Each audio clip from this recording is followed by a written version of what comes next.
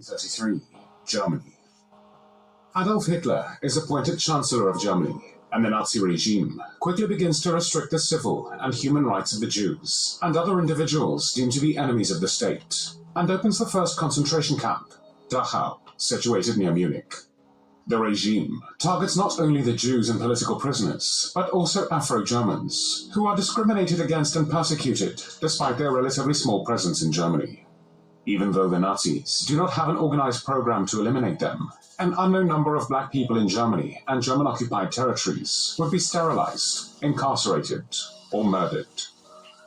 On the 11th of November, 1918, the First World War ended when the German leaders signed the armistice in the Compiègne forest in France. The introduction of new weapons like the machine gun and gas warfare led to enormous losses, and the war claimed the lives of 10 million soldiers. Property and industry losses were catastrophic. As a result, the victorious powers imposed a series of treaties upon the defeated powers. Among the treaties, the 1919 Treaty of Versailles held Germany responsible for starting the war and liable for massive material damages. The treaty imposed harsh penalties on the Germans, including the loss of 13% of its pre-war territories, extensive reparation payments, and the demilitarization of the Rhineland in Western Germany, which following World War I was occupied by the victorious Allies. The use of French colonial troops, some of whom were black, in these occupation forces heightened anti-black racism in Germany. Racist propaganda against black soldiers falsely depicted them as rapists of German women and carriers of venereal and other diseases. The German press derogatorily referred to the children of black soldiers and German women as the Rhineland bastards. The Nazis viewed Afro-Germans, children with one African parent and one German parent, as a threat to the purity of the Germanic race. In his 1925 autobiography, Mein Kampf, Adolf Hitler said, "The Jews had brought the Negroes into the Rhineland with a clear aim of ruining the hated white race by the necessarily resulting bastardization." In the 1920s, some African Americans traveled to Weimar, Germany, which was the government of Germany from 1918 to 1933. Where they could freely eat in restaurants, stay in hotels, go to the theater, and perform at mainstream venues. However, after the Nazis came to power in January 1933, Germany was no longer safe or appealing for African Americans. The Nazi German regime was explicitly racist, which included a wholesale rejection of African American culture, such as jazz and swing music, that were increasingly popular at the time. During the Nazi regime, Afro-Germans were marginalized in German society, isolated socially and economically, and not allowed to attend university. Racial discrimination prohibited them from seeking most jobs. In addition to being persecuted for their race, Afro-Germans were persecuted for other reasons as well. Such was the case of Hilarius Gilges, an Afro-German dancer and communist activist from Dusseldorf, born in 1909. Gilges was one of the few black Germans born in the country before the First World War, and in the mid-1920s he joined the German Communist Youth. Because of his radical political stance, he was arrested in 1931 and sentenced to 1 year in prison. After his release in 1932, he continued as an active communist agitator. After the Nazis seized power in January 1933, Gilges attempted to go into hiding, but his visibility due to his skin color made this difficult. In June 1933, he was arrested, and on the following day, his body was found under a bridge.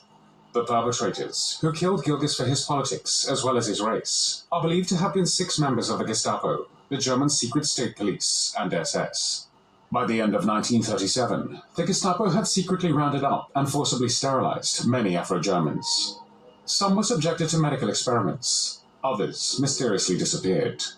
Children were no exception.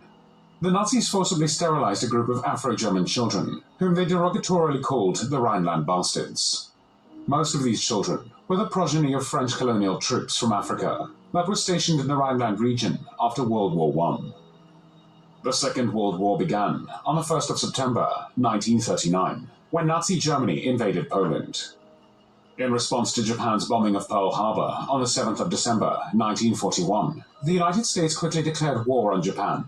And 4 days later, on the 11th of December, Adolf Hitler responded by declaring war on the United States, even though the US had only declared war on Japan. Consequently, many American citizens, including some African Americans, were interned throughout Germany and German-occupied Europe as enemy aliens. Such was the case of Josef Nassi, a black expatriate portrait artist of Jewish descent who held a US passport. In 1942, Nassi was arrested in German-occupied Belgium as an enemy alien. He was then interned and held for 7 months in the Beverloo transit camp. He was later transferred to Germany, where he spent the rest of the war in Laufen internment camp and its subcamp, Tittmoning, both located in Upper Bavaria. By early 1945, 850 men holding American and British passports, including a dozen black men, were interned at Laufen and Tittmoning. Conditions in these camps were much better than in concentration camps. Throughout his 3-year imprisonment, Nassi created a unique visual diary of more than 200 paintings and drawings. The camp commandant actually encouraged Nassi to paint and give art lessons to other internees, and many of Nassi's works depicted daily life in the internment camps. The life that Nassi depicted was obviously restricted, and his work stressed features such as barbed wire, watchtowers, walls, gates, and prison bars. Rules of the Geneva Conventions, which protect people such as prisoners of war, the wounded, and civilians who are not or are no longer taking part in hostilities, did govern conditions in civilian internment camps, including Laufen and Tittmoning, where Nassi was confined from 1942 to 1945. Nassi and other internees in these camps were not detailed for forced labor, and they usually had enough food, thanks to Red Cross packages that supplemented German rations of bread and soup. The US Third Army liberated Laufen on the 5th of May, 1945. Nassi and nearly all the internees at Laufen and Tittmoning, including 50 Jews, survived the war. Many of the Jews had obtained false papers showing British, US, or South American citizenship. Another of Tittmoning's prisoners was an African-American horn and piano player, Freddie Johnson. By the mid-1930s, Nazi authorities had banned all foreign, non-Aryan music in Germany, including jazz, which Nazi ideology deemed to be immoral. However, the campaign to rid the country of jazz did not stop American artists such as Johnson from going abroad to share their art. In December 1941, he was arrested in German-occupied Amsterdam and interned at the Tittmoning prisoner of war camp. Once in a while, despite the oppression of prisoners in the camps across German-occupied Europe, the sound of jazz could be heard. For many, musical talents helped them survive another day. In February 1944, Johnson was released from the camp in a prisoner exchange. However, rules of the Geneva Conventions did not apply at the nearby Dachau concentration camp and other camps across German-occupied Europe. There, prisoners were brutally exploited for forced labor, and many died from exhaustion, starvation, and other harsh conditions. Those black people who fought in World War II against Nazi Germany as members of the Allied militaries and were caught and held as prisoners of war fared far worse than those in civilian internment camps. Black prisoners of war faced imprisonment and mistreatment at the hands of the German military, who did not uphold the regulations imposed by the Geneva Conventions. Black soldiers of the American, French, and British armies were worked to death on construction projects or died as a result of mistreatment in concentration or prisoner of war camps. Others were never incarcerated, but were instead immediately killed by the SS or Gestapo. Despite segregation in the military at the time, more than 1 million African Americans served in the US Armed Forces during World War II. Such was the case of Benjamin O. Davis, Jr.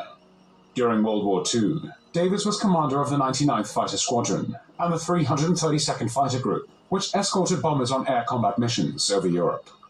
Davis flew 60 missions in Mustang fighters and was one of the first African American pilots to see